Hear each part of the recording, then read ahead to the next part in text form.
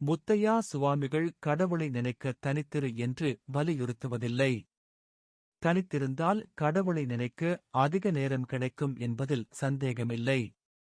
பாதயாத்திரை செய்வதால் தான் கடவுள் வணக்கத்துக்கு அதிக காலம் கிடைக்கின்றது என்பதில் உண்மையில்லாமல் இல்லை என்பார். ஆனால் இன்றைய சமூகத்தில் மனிதனின் வாழ்க்கையில் நேரம் என்பது மிகவும் பெறுமதியானது. கடவுள் வணக்கத்துக்கு நேரத்தை அவன் ஒதுக்குவதானால் அவன் சமூகத்திலிருந்து பிரிந்துவிடுவது போன்றதாகும். தன் கடமையை சரியாக நிறைவேற்ற வேண்டுமென்பது மிக முக்கியமான அறமாகும். சகோதரங்கள், பெற்றோர் அடுத்து தன் பிள்ளைகள் அடுத்து சுற்றம் என்போர் தொடர்பான கடமை மனிதருக்கு மிக முக்கியமானது. அவற்றை சரியாக நிறைவேற்றாதவனுக்கு அயலவர் பற்றியும் அவர்களும் கடவுளின் பிள்ளைகளே, அவர்கள் என் சகோதரர்களே என்ற உணர்வு வராது. அத்தகைய மனப்பக்குவம் வர ஒருவன் தன் இல்லற வாழ்வின் கடமைகளை முறைப்படி ஆற்ற வேண்டும். அப்போது அவன் செயல்கள் கடவுளால் அங்கீகரிக்கப்படும்.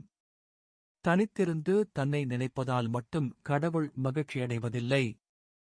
அவர் ஆறறிவை பயன்படுத்தக்கூடிய மனிதரிடம் எதிர்பார்ப்பது தனது மனைவி, மக்கள், சுற்றம் மட்டுமே என் சொந்தம் என்று நினைக்காமல் உலக மக்கள் அனைவரும் தனது சகோதரங்கள் என்ற உணர்வு ஏற்பட வேண்டுமென்பதுவே கடவுளின் எதிர்பார்ப்பாகும். பெற்றாரின் எதிர்பார்ப்பும் அதுதான். நமக்குப் பின் தம் பிள்ளைகளாகிய சகோதரங்கள் எல்லாம் சந்தோஷமாக, இன்பமாக, மகிழ்ச்சியாக வாழ வேண்டுமென்பதே அவர்களின் இறுதியாசையாக இருக்கின்றது. தங்களுக்கிடையில் சகோதரங்கள் மோதிக்கொள்வதை பெற்றோர் எதிர்பார்க்கிறார்களா? கடவுள் எதிர்பார்ப்பதை நிறைவேற்றுவதற்கு தனித்திருத்தல் என்பது இன்றைய சமூகத்தில் முடியாத காரியம். அதனால்தான் நான் அதிகாலை 4:30 மணிக்கு மட்டுமாவது வடக்கு நோக்கி தனித்திருந்து உமக்கு நன்கு தெரிந்த மொழியில் பிழையில்லாமல் கடவுளிடம் கேளு என்று சொல்லுகின்றேன். எந்த நேரமும் தனித்திருந்து கடவுளை வணங்கண வேண்டாம் என்று நான் சொல்லுவேனா? இல்லவே இல்லை. அதற்கும் பரிகாரம் உண்டு என்றுதான் சொல்லுவேன். நின்றும் கிடந்தும் இருந்தும் எந்நேரமும் எப்போதும் வேலை செய்யும் போதும் கடவுளைல வணங்க கற்றுக்கொள்ளு. அதற்கு பயிற்சி வேண்டும். அதற்கு இலகுவான பயிற்சியிலிருந்து ஆரம்பிக்கலாம். நீர் ஒரு நாளில் செய்கின்ற ஒரு வேலையை எடு. உதாரணமாக, நீர் தேங்காய் துருவுகிறாய் என எடு. அப்போது உன்மூச்சு உள்ளே போய் வெளியே வரும். மூச்சு என்பது பிராணவாயுவை உள்ளெடுத்தலும் வெளிவிடுதலுமாகும். எல்லா வேலைகளின் போதும் எல்லா நேரத்தின் போதும் அது நடைபெற்றுக் கொண்டே இருக்கும். தேங்காய் துருவும்போது மேலும் ஒன்றை சேர்த்துக் கொள்ளு. மற்றெல்லா எண்ணங்களையும் அந்தச் சொற்ப நேரத்துக்கு விடு. நான் ஓம் முருகா, ஓம் முருகக் கடவுளே சரணம் என்று சொல்லுவது போல உனக்குப் பிடித்த ஒரு மந்திரத்தை ஒவ்வொரு மூச்செடுத்து விடுதலின் போதும் மனதில் நினைத்துக் கொண்டு தேங்காயைத் துருவி முடி. இதிலே பல விடயங்கள் நிறைவேறுகின்றன.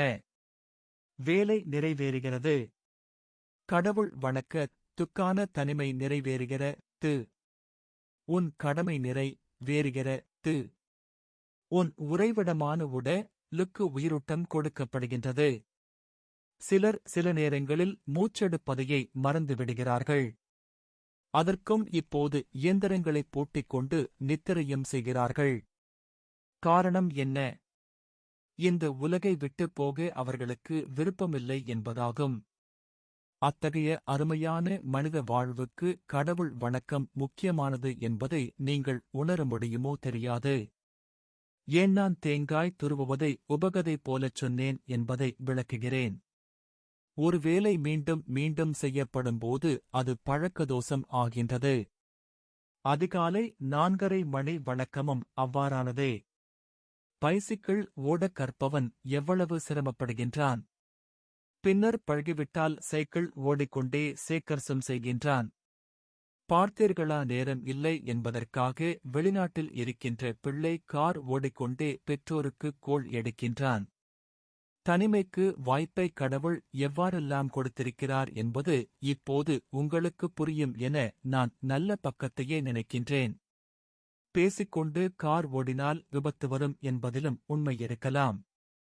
பழக்கதோஷம் மிக வலுவுடையது. பூமியின் பழக்கதோஷமான சுழற்சி காரணமாக பூமிக்கு விபத்து வரச் சாத்தியம் குறைவு. வேறு காரணங்கள் அதில் தங்கியிருக்கின்றது. அவை புறக்காரணங்கள்.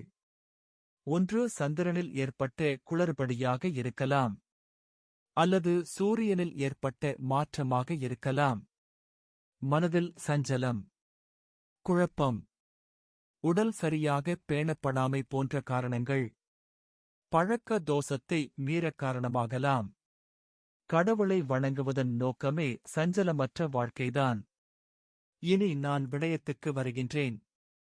நின்றும் கிடந்தும் இருந்தும் படுக்கையிலும் வேலை நேரத்திலும் எந்த நேரத்திலும் கடவுள் வணக்கத்துக்கான தனித்துவமான நேரத்தை இதுபோல உருவாக்கிக் கொள்ள முடியும். 24 மணித்தியாலங்களும் நீர் சிந்தித்து செலாற்றி தனிமையை உருவாக்கி கடவுளை வணங்கலாம். இதுதான் சில ஞானிகள் இருக்கும்போது சிவசிவா என்று சொல்லி இருக்கிறார்கள். மூச்சை உள்வாங்கி விடுகிறார்கள். எழும்பும் போதும் அவ்வாறே செய்கிறார்கள். மற்றவர்களுடன் பேசும்போதும் அவ்வாறு சொல்லியே ஆரம்பிக்கிறார்கள். நித்திரைக்கு படுத்து நித்திரை வரும் வரையும் அப்படியே செய்கிறார்கள். எனக்கு அது புரிகிறது. உங்களில் யாராவது ஒருவருக்கு புரியுமென நான் நினைப்பதில் தவறுண்டா என முத்தையா சுவாமிகள் கேட்பார்.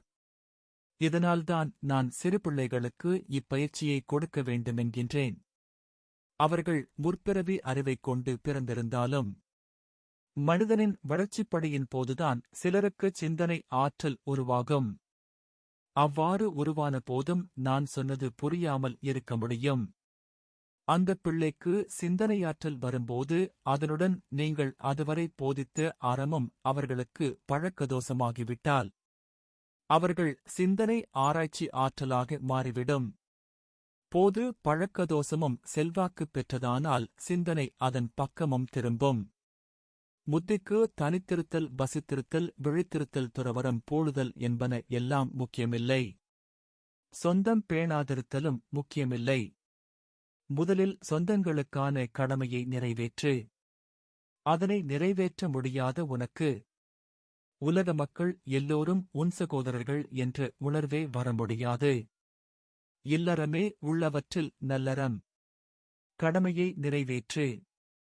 யாருக்கு வராத போதும் முத்தியின்பம் உனக்கு நிச்சயமானது என்று முத்தையா முனிவர் விளக்கினார். இதெல்லாம் நான் ஞானத்தில் பெற்றதென்பார்.